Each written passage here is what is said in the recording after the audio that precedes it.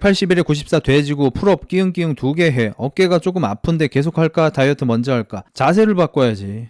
다이어트는 그냥 지속적으로 하는 거고. 그러니까 이것도 되게 잘못된 방법인 거야. 잘못된 질문인 거야. 다이어트는 패시브인 거예요. 다이어트는 패시브로 기본적으로 들어가면서 다른 것들을 뭘 할까를 생각해야지. 다이어트도 기술인 것처럼, 사용 기술인 것처럼 하면 안 된다고. 그냥 기본적으로 들어가는 거야. 형은 왜 패시브 발동 안 함? 고장 났으니까 남성 호르몬 떡나겠지.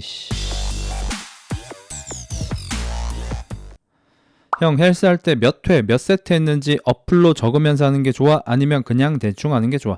적으면서 하는 게 좋습니다. 운동 종목, 세트, 횟수 적는 게 좋은가? 무조건 적어지는 게 좋습니다. 왜냐면 인간의 기억이 생각보다 정확하지 않아요. 저도 제 기억에 의존해서 무언가 말씀드릴 때 오류가 꽤 많습니다. 인간은 또 감정의 동물이고 또 자기 유리한 대로 혹은 뭐 반대로 자기를 굉장히 족밥처럼 여기면서 사는 분들도 계시고 해가지고 무조건 적으면서 하시는 게 좋고요. 그 적는 게 운동할 때만 적고 땡 이게 아니고 그걸 적으시면서 운동하시면서 뭐 일정 기간이 지났을 때는 항상 꼭 확인을 해보시고 오늘 가슴 운동 한다 쳐. 그러면 저번 가슴 운동 때 뭐 했는지 몇 킬로로 했는지 몇 회 했는지를 보고 오늘 거기에 맞춰서 운동 강도를 설정을 하시는 게 좋습니다. 그래서 요즘 이제 많이들 쓰는 게 뭐냐면 3분할을 한다 칩시다. 3분할 주에 2바퀴 뭐 이런다고 칠게요. 그러면은 월 가슴에는 중량 벤치 윗가슴 위주로 만약에 했으면은 화수 목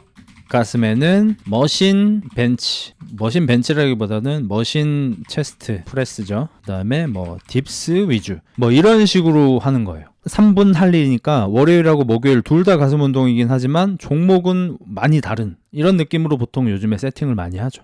P 근육 경련이 오는데 오버트레이닝인 거예요. 그럴 수도 있고 아닐 수도 있습니다.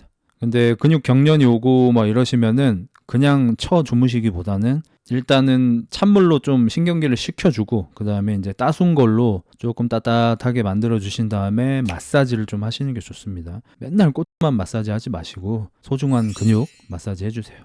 은깃 야호 오다리 반대인 X다리 심해서 교정 수술까지 받았는데 교정이 다 안 돼서 걸음이 조금 이상합니다. 그래서 그런지 발바닥이 바닥에 균일하게 닿지 않아서 오래 걸으면 무릎이랑 다리가 너무 아픈데 혹시 추천해 주실 만한 운동법이나 좋은 깔창이라던가 해결법이 있을까요? 재활 치료를 추천드립니다. 제가 다니는 병원에서도 X자 자리나 오다리 같은 거 걸음걸이 이렇게 교정 치료 같은 걸 하거든요. 보통 학생들이 와서 많이 받는데 잘 하더라고요. 그리고 뭐 저도 건강할 때부터 챙겼어야 되는데 이미 아프고 나서 좀 신경 쓰게 돼서 조금 아쉽긴 하지만 어쨌든 그 발에 3포인트가 있잖아요. 이게 발이라고 치면은 발이 참 예쁘죠? 여기 뒤꿈치 한 포인트, 그 다음에 새끼발가락 쪽에 있는 발끝 한 포인트, 그 다음에 엄지손가락 쪽에 있는 발끝 한 포인트. 이 3포인트가 바닥에 지면에 강하게 발바닥을 견착을 잘 시키셔야지 그게 만약에 잘 안 되시는 분, 예를 들어 많이 보이는 게 이렇게 밖으로 이렇게 들어가는 분이 계시고 또 많이 보이는 게 이렇게 안으로 족저 안쪽이 무너지시는 분이 계시고 보통 이러잖아요. 이 둘 다 굉장히 안 좋고 그렇게 오랫동안 걸으시거나 뛰시거나 운동하시면은 결국에는 뭐 발목이나 무릎이나 골반이나 허리 같은 데가 이 됩니다. 그래서 항상 바른 자세로 걷고 바른 자세로 뛰시는 게 좋습니다. 산후 6개월 차 운동 시작하려는데 더 지나서 해야 될까요? 아니면 지금부터 해도 될까요? 열심히 하면 임신 전으로 돌아갈 수 있을까요? 산후 운동 타이밍 님이 누구냐에 따라 다릅니다. 그러니까 예를 들어서 뭐 저도 들은 얘기긴 한데 어떤 분은 출산하는 날 다슬기를 따셨어. 제가 좀 가까운 분한테 들은 겁니다. 구라는 아닐 겁니다. 만삭인 상태로 동네에 이렇게 강물 같은 데 있는 데 있잖아 흐르는데 그거 가서 다슬기 따셨어. 다슬기 따시다가 산통이 오셔가지고 배가 좀 아픈데 해서 이제 차 타고 병원에 가서 아이를 낳으셨습니다. 그리고 뭐 좀 예전이다 보니까 저 산후조리원 이게 아예 존재하지도 않을 때예요. 그런 분들이라면 사실 뭐 좀 빠르게 운동을 시작하셔도 될 거고. 그리고 아포칼립스라는 영화를 보시면은 여자 주인공이 풀 만삭이에요. 오늘 내일 해. 출산을. 근데 이제 좀 적군이 쳐들어왔어. 그래서 우물에 숨었어요. 근데 우물에 숨다 보니까 못 나와. 그래서 우물 안에서 출산을 해요. 그리고 출산을 하고 나서 애가 울어버려가지고 거기 있는 걸 들키거든요. 그래서 어찌저찌 해가지고 우물에서 나와서 이제 막 도망도 치고 막 해. 그래서 어떤 분들은 애기 낳고 당일날 좀 거동이 가능하신 분들도 계셔. 근데 어떤 분들은 뭐 대표적으로 연예인 중에서는 박경림 씨가 진짜 거의 죽다 살아났다고 하더라고요. 그게 겉골반이 큰 거랑 속골반이 큰 게 또 다르고, 또 아이의 형태 뭐 이런 것도 또 다를 수 있고, 아이의 또 성장세 이런 거에도 또 다를 수 있고, 그다음에 출산을 할 때 뭐 환경이라든지 조건 이런 거에 따라 많이 다르겠지만 건강해 보이시는데 의외로 되게 힘들게 출산을 하시고 그 이후로 회복될 때까지 아주 오래 걸리시는 분도 계시고, 이제 영구적으로 좀 데미지를 입는 분들도 계시고, 또 어떤 분들은 뭐 삐쩍 마르고 약해 보이시는데 또 어떻게 출산을 생각보다 좀 편하게 하시고, 그 병원 가서 막 거의 뭐 1시간 만에 낳는 분들도 계시더라고요. 1시간에서 2시간 사이 정도로. 그리고 뭐 데미지도 별로 없고 뭐 몇 주 만에 일상생활이 아주 편하게 되실 정도의 그런 회복력을 가진 분도 있고 해서, 님이 지금 산후 6개월 차인데 운동을 시작해도 되는지 안 되는지 저는 몰라요. 그리고 열심히 하면 임신 전으로 돌아갈 수 있겠죠? 저도 모르죠.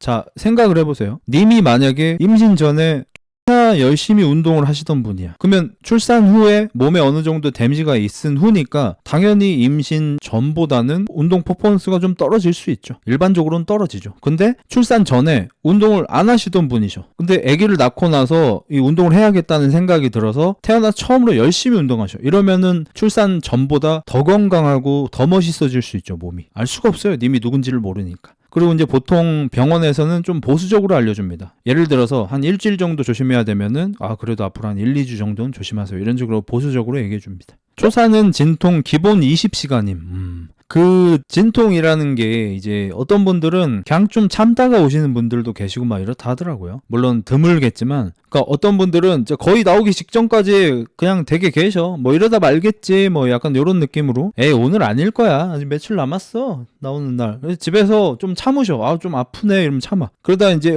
이게 양수가 터지고 막 이런 식이 돼서 병원에 가시면 왜 이렇게 늦게 오셨냐고 막 지금 나온다고 막 바로 분만실 들어가 버리고, 이런 경우도 조금이지만 있죠. 많진 않지만 있죠. 고통 어마어마하겠죠. 그 고통을 좀 체험해보고 싶으시면은 덩거에다가 님 과추보다 좀 더 큰 돌 같은 걸 한번 넣어보세요.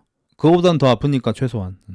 형, 맥그리거 어깨는 프레임 타고나야 되는 거야? 프레임만 타고나는 게 아니고 모양까지 타고나야 되는 거야. 이거 뭐 예전에 이미 한번 다룬 적이 있는데, 자 맥그리거 볼게요. 요게 맥구하고 호날두입니다. 호날두 키가 86인가 그렇죠. 맥구는 그러면은 뭐 80 극초반쯤 될 것 같네요. 이 둘의 몸에 어떤 차이가 일단 느껴지시나요? 체중도 호날두가 더 많이 나갈 거고, 키도 호날두가 훨씬 크지만 이 두 사람의 프레임 크기에는 별로 차이가 없죠. 거기다가 호날두는 여러분도 아시다시피 유명한 어조비입니다. 전 세계에서 가장 유명한 어조비일 거예요. 그래서 호날두 딱 보니까 이때가 지금 몸이 최고 좋았을 때인 것 같은데, 이때도 지금 약간 뺀 겁니다, 어깨를. 평소 호날두 이렇게 광배 접을 때 보면은 이거보다 훨씬 좁아요. 근데 맥구는 그냥 항상 한 요 정도 느낌이에요. 그래서 뺀 걸 감안하면은 어깨 프레임은 맥구가 좀 더 좋다. 근데 여기서 맥구가 대단히 타고난 게 딱 두 가지가 있는데, 일단 첫 번째로 팔 길이 보세요, 여러분. 팔 길이 차이 보십니까? 지금 키가 호날두가 훨씬 큰데도 팔 길이는 비슷하거나 맥구가 좀 더 긴 것 같기도 해요. 아마 둘이 윙스팬을 재보면은 맥구가 좀 더 길게 나올 것 같습니다. 그 정도로 맥구가 팔이 길어요.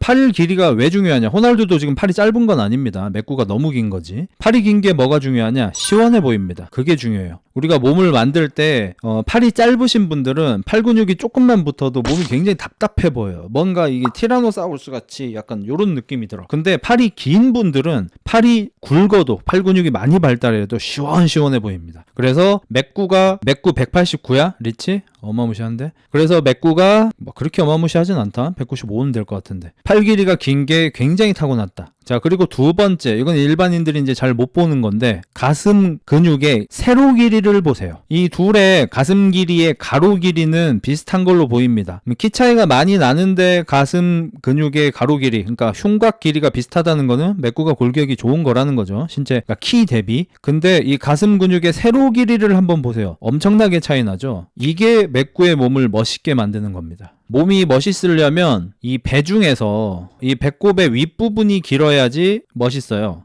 배꼽의 아랫부분이 긴 게 멋있지 않고 배꼽의 윗부분이 긴 게 좋습니다. 그러면 지금 날두처럼 배꼽부터 가슴까지의 길이가 이렇게 짧은 사람, 서양인 중에 좀 짧은 편인 겁니다. 동양으로 오면 또 이것도 좋은 거야. 여기부터 여기까지가 지금 날두는 좀 짧아요. 그리고 이 배꼽부터 척추까지가 좀 길어. 그래서 날두가 몸을 이렇게 잘 만들었는데도 뭔가 막 엄청 궁극적인 아름다움이 느껴지진 않는 거예요. 지금 이 정도 어깨 근육, 팔 근육, 가슴 근육, 복근이면 어마무시한 거거든 사실. 근데 그에 비해서 그다음에 신체도 186이나 7 이 정도까지 키도 이렇게 크고 한데도 생각보다 막 어마무시하게 멋있어서 누군가의 워너비가 될 것 같은 느낌은 좀 안 드는 이유가 그런 면이 있어. 그리고 이게 지금 맥구가 너무 허해가지고 근육의 라인이 잘 안 보이는 편이라 지금 이렇게 둘이 있을 때 손해를 좀 보고 있는 겁니다. 또 조명 좋은 데 가면은 제가 봤을 때 맥구가 몸이 훨씬 멋있어 보일 거예요.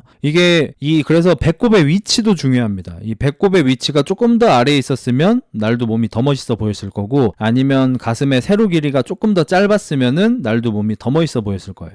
그리고 이 가슴의 모양을 봐도 맥구는 여기 겨드랑이 위치를 보세요. 이게 날도 몸을 보면 이 겨드랑이 높이하고 가슴의 아래 근육의 높이하고 차이가 많이 나죠. 이게 정상입니다. 이상한 게 아니고 요게 정상. 맥구 보세요. 가슴 근육 아래 부분하고 겨드랑이하고 높이가 거의 같아요. 이런 사람은 특히 동양에는 잘 없습니다. 거의 없다고 보시면 돼요. 서양에도 그렇게 많지 않고요. 이렇게 가슴 근육이 일자로 뻗는 사람은 거의 없다고 보시면 되고, 우리가 볼 수 있는 사람 중에서는 줄리엔 강씨가 약간 요런 느낌. 근데 줄리엔 강씨는 애초에 맥구보다도 한 2단계 정도 업그레이드 인간이기 때문에 굳이 이 높이만으로 멋있는 건 아니지만, 이렇게 겨드랑이 높이하고 아랫가슴, 체스트 스팟 높이하고 비슷할수록 가슴이 더 멋있어 보입니다. 반대로 가슴 근육의 아랫부분이나 체스트 포인트보다 겨드랑이 높이가 높으면 높을수록 좀 안 이뻐 보입니다.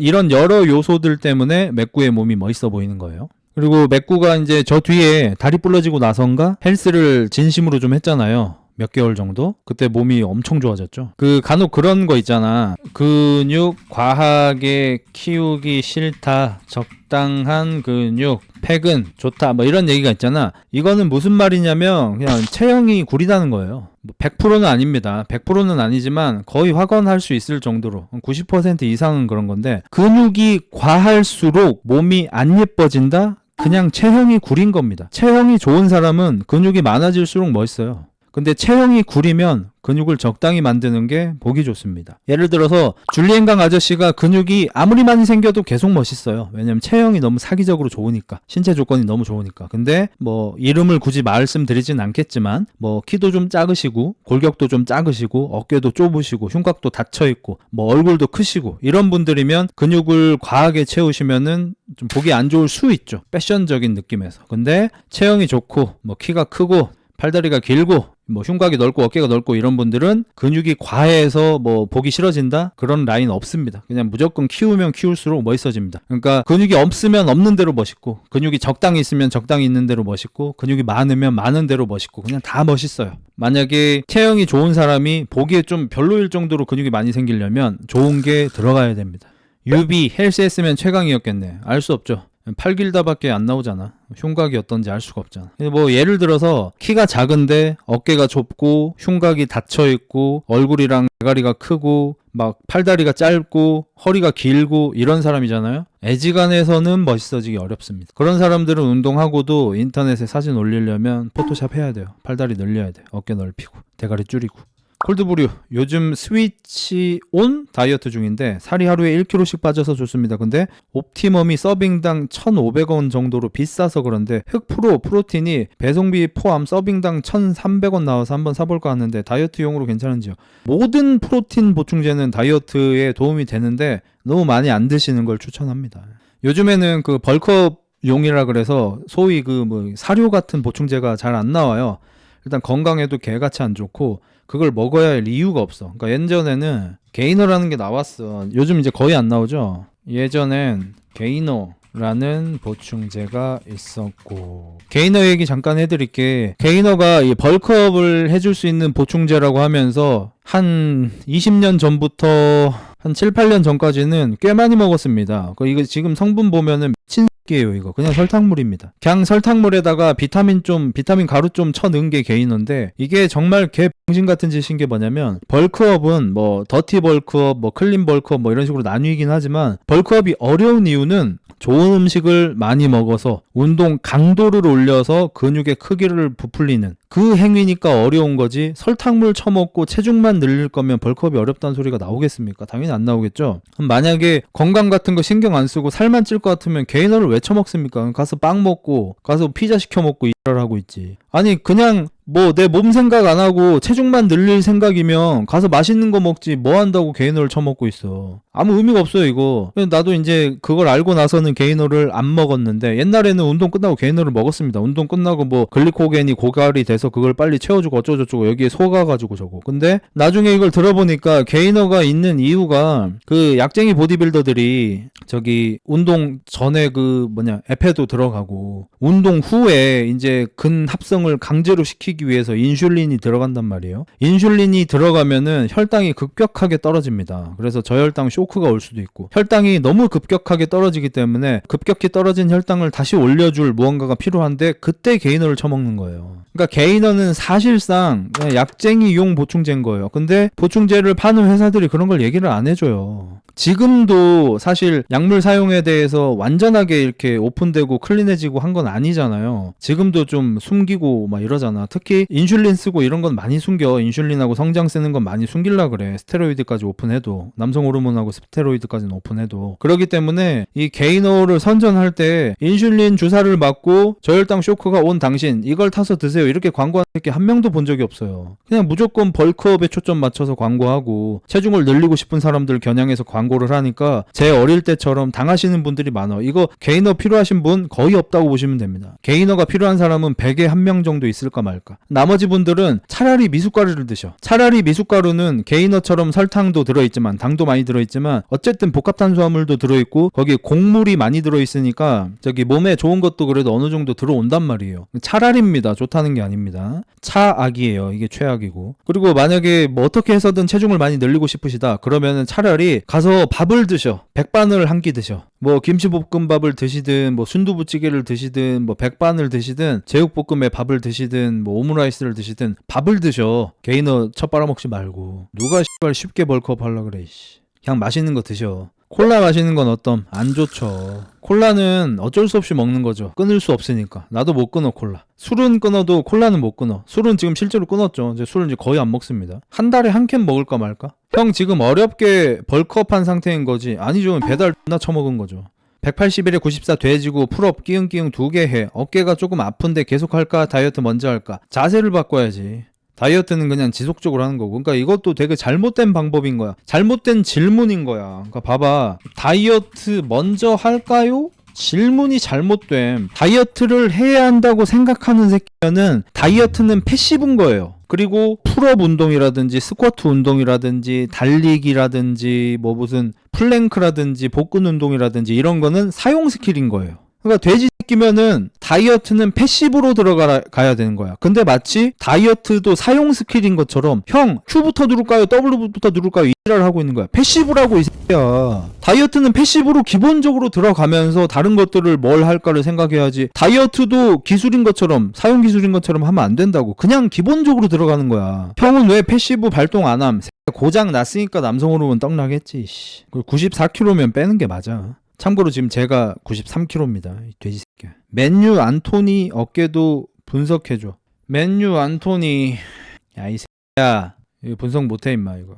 이제 이 양반인데, 보시다시피 어깨가 많이 좁죠? 그리고 어깨가 밑에 있어. 어깨가 많이 밑에 있어. 보시면은 이 쇄골부터 여기 쇄골부터 턱까지 길이가 굉장히 길죠. 턱부터 쇄골까지, 턱부터 어깨까지 거리가 길어. 그리고 어깨가 좁아. 그리고 어깨가 이렇게 밑으로 시옷자로 이렇게 쳐져 있으시잖아. 그러니까 원래 어깨 너비보다도 더 좁아 보이죠. 근데 그나마 다행인 거는 이분은 그래도 얼굴이 그렇게 크지 않아. 이 목 라인하고 얼굴 너비를 보면은 얼굴이 그렇게 큰 편은 아니거든. 만약에 얼굴까지 컸잖아? 난리나. 그래서 이분은 뭐 골격적으로 좀 아쉬움이 있겠죠. 근데 축구가 좋은 게 뭐냐면은 커트라인이 관대하다인 것 같아요. 능력치 커트라인이 관대하다. 요거 되게 좋은 것 같아. 이게 진짜 큰 것 같아. 자, 예를 들어서 농구 선수야. 슛도 잘 쏘고 뭐 스피드도 빠르고 몸도 건강해. 근데 키가 170이야. 탈락이야 그럼. 170 NBA 선수 있었는데요? 이름 대봐. 2명 되면 끝나. 그 보그스하고 로빈슨하고 한 명쯤 더 있겠다. NBA 역사로 쳐도 170 정도 키를 가진 사람이 한 5명쯤 될 거고 선수답게 뛴 선수는 한 3명 돼요. NBA의 그 긴 역사 동안 그 수많은 선수들 중에서. 그러니까 사실상 안 된다고 보시면 돼. 그러니까 만약에 전태풍 씨도 똑같은 능력에 키가 10cm 컸으면 NBA 가요. 그래서 이 스포츠들이 그런 게 되게 많죠. 어떤 능력이 굉장히 뛰어나. 이 스포츠에서 필요한 어떤 능력이 굉장히 뛰어나. 근데 이 스포츠에서 필요한 다른 능력이 많이 떨어지게 되면은, 많이도 아니야. 어느 정도 떨어지게 되면은 프로 선수가 아예 될 수 없는 그런 경우가 많죠. 근데 축구를 보면은 키가 좀 작아도 돼. 메시를 봐. 혹은 키가 너무 커도 돼. 크라우치를 봐. 반대로 체중이 너무 조금 나가도 돼. 이청용 선수 막 60 몇 킬로 나가시잖아. 반대로 체중이 너무 많이 나가도 뭐 얼추 돼. 100킬로 넘어가는 축구 선수들 종종 있죠. 달리기 좀 많이 느리신 분 뭐 얼추 괜찮아. 엄청 느린데 축구선수 생활 잘하셨던 분들, 키가 굉장히 컸던 사람들 중에 말년으로 가면 달리기 개 느린 사람들이 있거든. 그러니까 일반적으로 잘 뛰는 일반 사람들보다도 느린 분들 있어요. 그래도 선수 생활해. 근데 NBA에서 만약에 달리기 그렇게 느리다? 농구 아무리 잘해도 프로 선수 못 되죠. NBA 선수 못 되죠. 키가 170 이하다? 농구 NBA 선수 못 된다고 봐야죠. 뭐 체중이 너무 조금 나간다? NBA 선수 못 된다고 봐야죠. 체중이 너무 많이 나간다? NBA 선수 못 된다고 봐야죠. 야구도 관대. 그렇지 않죠. 야구도 하나도 안 관대하죠. 왜 그렇죠? 눈가리. 야구는 눈가리. 축구는 만약에 동체 시력 떨어지는 사람이어도 뛸 수 있어요. 차두리 선수 같은 사람들 보면은 동체 시력은 안 좋은 것 같죠? 시야도 좁은 것 같고. 그러니까 눈이 안 좋다는 거죠, 소위. 그러니까 안과에서 얘기하는 눈이 안 좋다가 아니라, 안경점에서 말하는 눈이 안 좋다가 아니라, 스포츠에서 얘기하는 눈이 안 좋은 분들도 축구 선수 생활 잘 하실 수 있죠, 프로로. 근데 야구 선수는 눈이 안 좋으면 선수를 못 해요. 공이 안 보이는데 뭐 어떻게 쳐? 아니 적어도 140 직구는 보여야죠. 근데 우리 일반적인 사람들이 140짜리 직구 봐도 안 보이죠. 어차피 못 쳐요, 우리. 그러니까 야구 선수를 보면서 막 뚱뚱한 사람도 있고 체력 떨어지는 사람도 있고 느린 사람도 있고 이러다 보니까 되게 족밥 스포츠로 인식할 수 있는데, 야구는 눈이 좋아야 돼요.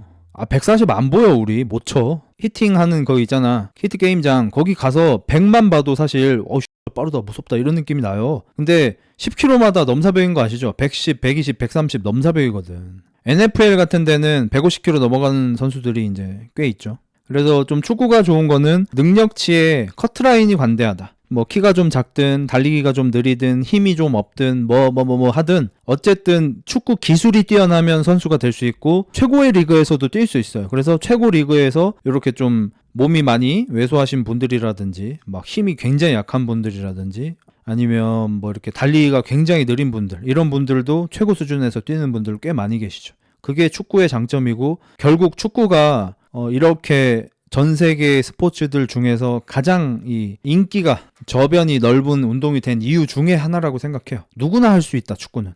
동네 축구 농구만 해봐도 피지컬의 비중이 어마어마함. 동네 축구는 피지컬 진짜 쓰레기 수준이어도 그냥 볼 잘 차면 가능하죠. 그러니까 솔직히 선수 수준 아니고 동호인 수준이라고 치면은 축구는 패스만 잘하면 아예 거의 못 뛰는 사람도 축구를 할 수 있습니다. 애초에 그런 분을 많이 봤어. 말년 김은국 아저씨. 지금도 볼 차시는지는 모르겠지만 옛날에는 되게 잘 뛰셨고 해병대 출신이시죠. 근데 나이 한 40대 되시고 이제 술배 많이 나오시고 이런 다음에는 가끔 이제 TV에 연예인 축구 이런 거 나와서 보면은 활동 반경이 거의 안방 수준이에요. 그 중앙 부근에서 본인 집 거실 정도 반경으로 움직이시면서 그냥 패스만 뿌려. 근데도 에이스급이죠. 조기 축구에도 마찬가지예요. 조기 축구에도 달리기를 아예 못하셔. 근데 패스 하나는 기가 막혀? 그러면 잘해요. 근데 농구로 봅시다. 농구도 그러면 슛만 잘 쏘면 할 수 있는 거 아니에요? 솔직히 말씀드릴게요. 그냥 장난으로 할 때는 슛만 잘 쏘시면 잘할 수 있거든요. 근데 우리 뭐 한 게임 뭐 진지하게 한번 할까요? 아니면 뭐 어디 뭐 교류전 뭐 이런 거 할까요? 슛만 잘 쏘시는 분은 아무것도 할 수가 없어요. 그러니까 진짜 슛만 잘 쏘고 달리기도 잘 못하고 체력도 떨어지고 키도 작고 이렇다는 전제하에 뭘 할 수가 없어요. 수비도 못하고 만약에 이러면 그냥 구멍이에요. 그래서 많은 사람들이 커리를 특히 싫어하는 분들이 커리를 좀 욕할 때 뭐 수비력을 욕한다든지 하잖아. 근데 커리도 190이야 키가. 그러니까 농구가 신고입니다. NBA 원래 농구가 신고제예요, 키를. 그래서 농구화 벗고 맨발로 재면 맨발 키라고 따로 얘기합니다. 앞말 없이 키 얘기하면 그냥 농구화 신고 잰 거예요. 그래서 1인치 정도 크게 나오는 겁니다. 심한 사람들은 이제 2인치도 키우고. 아무튼 그 수비 약점이다, 피지컬이 약점이다 이 소리 듣는 커리도 190이에요. 그런 커리도 190에 한 85kg는 나가. 정대만 5송 출발 이러고 있는데 정대만은 수비가 좋죠. 북산에서 수비가 가장 좋은 선수가 최치수, 그 다음이 정대만이에요. 나머지는 사실상 수비 거의 구멍급이라고 보셔야 돼요. 서태웅도 에이스 대결에서 공격만 잘하지 수비는 잘 못해. 뭐 나중에 잘해지겠지만. 강백호 뭐 스틸이나 블락 같은 눈에 보이는 수비는 잘하지만 애초에 수비 구멍이야. 파울도 존나 많이 하고. 송태섭 키 때문에 무조건 수비 구멍이야. 북산에서 수비를 두 번째로 잘하는 게 정대만인데 무슨 슛 원툴이야. 거기다가 정대만도 키가 185죠. 슈팅가드 중에 큰 편이죠. 일본 고교 농구니까. 농구가 축구보다 지능이 덜하다고? 비슷할 것 같아요. 그러니까 예를 들어서 중앙 수비수, 중앙 미드필더인데 소위 이제 스포츠 IQ가 떨어진다? 아예 안 됩니다. 불가능합니다. 그거. 아예 안 돼. 근데 축구 선수인데 윙이다. 축구 지능 좀 떨어져도 할 수 있을 것 같습니다. 개인 기량이 뒤지게 좋고 뭐 코너링이나 크로스나 뭐 패스 이런 거 좀 정확하게 할 수 있고 달리기 빠르고 드리블 좋고 이러면 할 수 있죠. 스포츠 지능이 다소 떨어지더라도. 포지션에 따라 다를 것 같아. 센터백이랑 중앙 미드필더는 지능 존나 높아야 돼. 근데 예를 들어서 농구로 치죠. 농구는 보통 BQ라고 많이 얘기하니까 BQ가 떨어지는데 선수 생활이 가능한가? 역시 포지션에 따라 다르겠지만 쉽지 않습니다, 솔직히. 이거 개인 의견입니다. 축구보다 농구가 스포츠 지능이 중요한 것 같음. 이게 왜 그러냐면은 축구는 뭐 지금은 공격수도 수비를 많이 가담을 하고 수비수도 공격을 많이 가담하고 이렇게 해요. 그럼에도 불구하고 팀에 한두 명 정도는 수비 가담 많이 안 해도 되긴 하잖아요. 손흥민 선수도 그런 롤을 받을 때가 많고 수비 가담하지 말고 그냥 역습 찬스 기다려라 이런 롤을 받을 때가 있고. 그래서 팀에 한두 명 정도는 스포츠 지능이 떨어져도 괜찮을 것 같아요. 특히 공격형 윙의 경우에는 센터 쪽 말고. 뭐 센터도 상관없어. 슛 진짜 기가 막히게 때리는 새끼면. 골캐치만 뒤지게 하는 새끼들이 있어. 스포츠 지능은 떨어지는데 그 킬러 본능이 있는 애들이 있어요. 뭐 예를 들어 전성기 호나우두 같은 사람들 보면은 옛날에는 개인 기량이 뒤졌어. 호나우 딩뇨가 나보다 몇 배나 뭐 기량이 뛰어나다 이렇게 물론 겸손이겠지만 얘기할 정도로 전성기 브라질 호나우두는 개인 기량이 뒤지게 뛰어났거든. 근데 무릎팍 수술 3번 하고 나서 레알 마드리드 가서 득점왕을 먹을 때 보면은 뒤에서 이제 베컴이나 지단이나 피구나 이런 선수들이 양질의 패스를 해주잖아. 라울도 그렇고. 라울도 패스를 꽤 잘했죠. 그러면은 귀신같이 킬러 본능으로 이거 이렇게 때리면 들어간다. 약간 이런 걸 본능적으로 아는 선수들이 있어요. 진짜 진심으로. 그런 게 느껴지는 선수들이 있어. 전성기 인자기 같은 사람들. 내가 여기로 뛰어가야 될 것 같아. 왠지 느낌이 그래. BQ가 아니야. 그냥 왠지 느낌이 그래. 냄새가 나. 저기 꼴 냄새가 나. 워윅이 패시브 발동되는 것처럼 딸피 새끼 보이면은 그 피 냄새가 이렇게 보이잖아. 워윅이. 축구 선수 공격수들 중에서도 꼴 냄새를 그렇게 맡는 새끼들이 있어. 워윅 뛰어가듯이 뛰어가가지고 찬스 보이면 갖다 박아 그냥. 호나우두가 발목 힘이 좋아가지고 또 슛이 좋았죠. 이 브라질 선수 특 슛이 드라이브가 많이 걸려요. 한국 선수 특 슛이 하늘로 많이 올라가. 슛이 이렇게 앞으로 가다가 하늘로 많이 올라가. 근데 브라질, 아르헨티나 이런 남미 선수들 특 슛이 가다가 떨어져. 드라이브가 많이 걸리죠. 이게 발목 힘이 좋아야 된다 하더라고요. 옛날에 그 축구왕 슛돌이 뭐 이런 거 보던 분들은 그 드라이브 슛이라고 있어요. 그게 실제로 그 주인공이 슛돌이가 쯔바사죠. 일본 이름으로. 쯔바사가 그 브라질 축구 코치한테 배운 거죠. 드라이브 슛이라고 이렇게. 공이 가다가 이렇게 뚝 떨어져. 그 나중에 프랑스에 가면 프랑스 에이스 새끼가 있는데 그 새끼는 슬라이드 슛이라고 슛이 직선으로 가다가 뚝 떨어져. 슛돌이 거는 쯔바사 거는 둥그렇게 떨어져. 뭐 아무튼 뭐 그런 게 있어요. 근데 한국 슛은 이렇게 올라가. 골킥 같은 거야. 골키퍼가 찰 때 같이. 뭐 도깨비 슛도 있었고. 아무튼 그런데 농구 같은 경우에는 어떤 경우가 있냐면 마보이 자벨 맥기라는 선수가 있어요. BQ가 떨어져요. 스포츠 지능이 떨어져. 근데 키가 2m 13, 윙스팬 팔 길이가 역대급. 키 대비 팔 길이가 역대로 쳐도 한 탑 20에 들어갈 정도. 어마무시한 키와 팔 길이와 점프력. 점프도 뒤지게 좋아. 그 농구 골대 있으면은 여기 바스켓이 있잖아요. 벽이 있잖아. 그 위에 있죠. 그 위에까지 손이 닿는 새끼야. 미친놈이야. 마이클 조던이 뭐 무슨 농구 골대를 내려다본다 뭐 이러잖아요. 그 구라입니다. 마이클 조던은 농구 골대를 내려다본 적이 단 한 번도 없어요. 그 사진 각도상 림보다 머리가 올라와 보이는 그런 사진이 있는데요. 실제로 보면은 머리가 림에 부딪힌 적도 없어요. 골대 밑에 한번 부딪힌 적은 있는데 아무튼 백보드 밑에 부딪힌 적 한번 있고, 이제 르브론 제임스 같은 경우에 조던보다 키가 더 크니까 르브론 제임스가 한 맞바까지 올라간 적이 있어요. 그러니까 대충 보면 마이클 조던이 한 정수리 림까지 되는 것 같고, 르브론 제임스가 이마 림까지 되는 것 같고, 뭐 제라드 그린이라든지 셰넌 브라운이라든지 뭐 이렇게 점프로 이렇게 미친 새끼들이 있어. 그 새끼들이 이 코나 입까지 와요. 자벨 맥기가 센터인데 코나 입까지 옵니다. 키가 큰데 점프가 좋아가지고. 아무튼 그런데 그 정도로 신체 능력이 좋았지만 항상 재미있는 비디오를 우리에게 선물해주던, 난 누구 여긴 어디 이런 농구를 보여주시던, 말도 안 되는 실수를 많이 보여주던, 흑장 체지방 뺄 때 심박수에 관계없이 러닝 때 거리만 갔다면 살 빠지는 건 똑같다던데 진짜인가요? 그러니까 왜 그러냐면은 옛날부터 사람들 사이에서 진짜 말이 많았던 게 뭐냐면, 다이어트를 할 때 체지방이 분해되는 심박수로 들어갈 거면은 존 3로 가야 된다. 우리가 심박수가 존 1부터 존 5까지 있어요. 존 5는 뭐 수십 초 정도밖에 유지할 수 없는, 그러니까 한계 심박수에 가까운 거고, 존 4로 들어가면 무산소성 운동이 들어간 거고, 존 3가 유산소 운동인 거예요. 그럼 여기에서 뭐 저로 치면은 대충 심박수 한 130에서 140 한 요 정도거든요.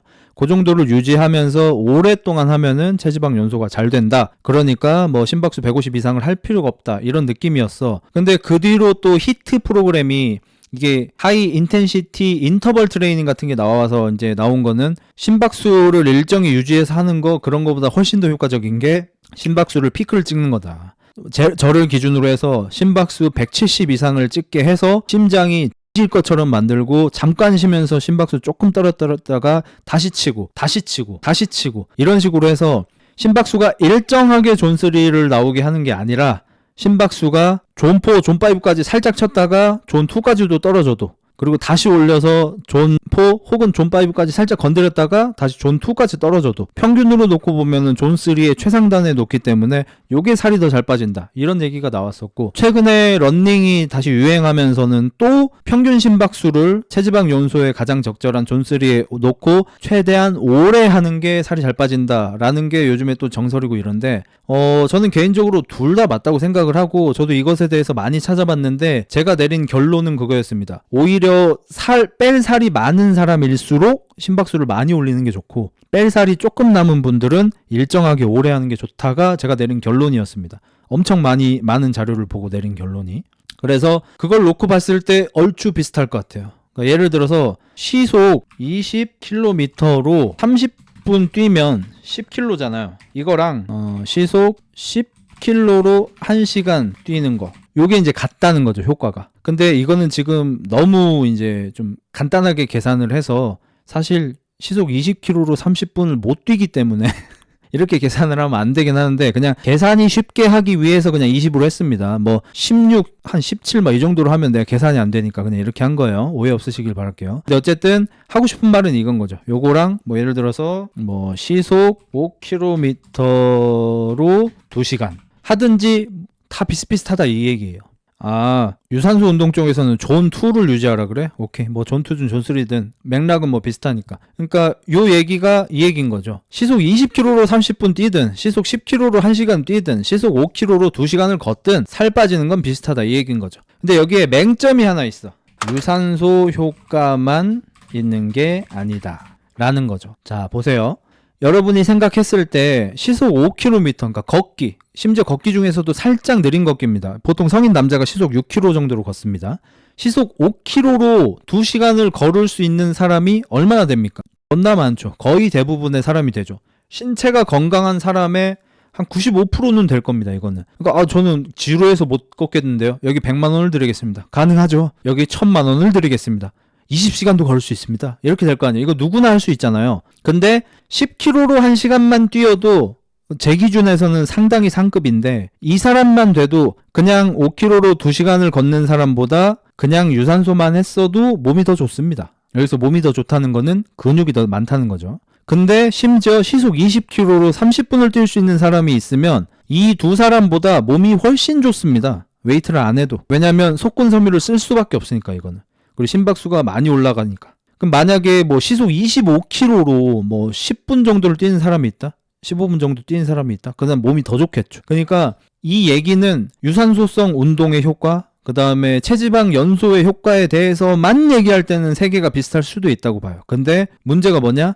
빨리 뛰는 사람은 유산소 운동 효과만 있는 게 아니라 무산소성 운동 효과도 생기게 될 수밖에 없다. 그래서 외형이 훨씬 좋아질 거다. 그러니까 짧게 빨리 뛰는 게 더 좋다라는 얘기입니다.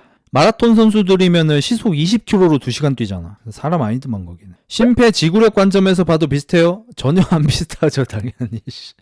존나 안 비슷하죠. 이 사람이 압도적으로 잘 뛰는 거죠. 이 사람 잘 뛰는 거고, 이 사람은 유산소 능력이 어떤지 알 수가 없죠. 유산소 능력 쓰지도 않았는데, 심폐 능력 쓰지도 않았는데. 그러니까 이거는 오로지 체지방 감소에서만 얘기하는 거예요. 오로지 체지방 감소에서만. 체지방 연소만 딱 놓고 보면은 이거다 이건 거예요. 롤로 치면은 CS는 베이커랑 똑같이 먹는다고! 약간 이런 거예요. 그렇다고 해서 베이커 실력은 아니잖아.